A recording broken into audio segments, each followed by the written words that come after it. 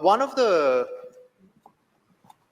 things in business, and I used to be a business journalist for a long time, was that especially when you, and I know there may be some multinational managers here, and your company is in some ways a multinational, but you know, when you look at the local arms of multinationals, and there's a certain model on how they work, right?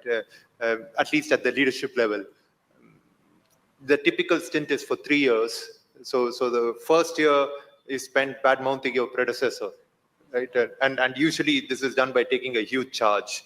And then the second year you do whatever you have to do. And the third year, you basically lobby for your next post, which you want to go to Europe or you want to go somewhere in Latin America or wherever.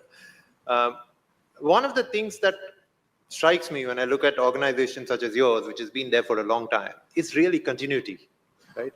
And I buy your fact about you being the only one from the family there and all that, but I would like to argue that, you know, the family does bring something to it, right? I mean, there is something that you have learned from your father, from your grandfather, which has sort of distilled down. What is that? Yeah, that's very distinct, and I think that's about values. Again, I think that the fact that, you know, my great-grandfather, G.D. Birla, was a very close associate of Mahatma Gandhi.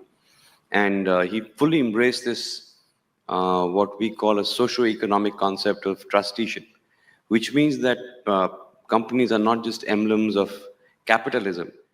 They're also institutions of collective prosperity. So it was a more nuanced, you know, sort of description of what a private company should be. And that kind of ethos or philosophy has come down the generations. It's something that's very deeply ingrained. I can't tell you exactly how it functions, but it functions all the time when you're taking an important decision. This is something, you know, it's like being in the DNA. And again, I think it's about people. It's how you, you know, how you treat people. It's about how much, you know, like I said, in our case, we're a people's organization.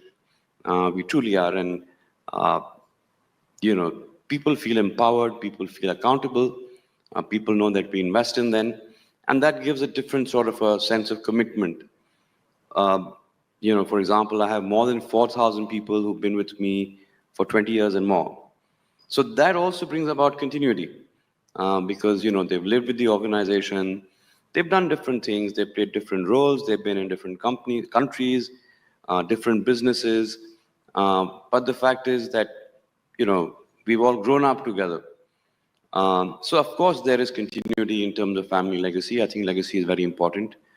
But I think the fact that you have employees who are high performers and who've been with the company a long time also brings about an element of continuity.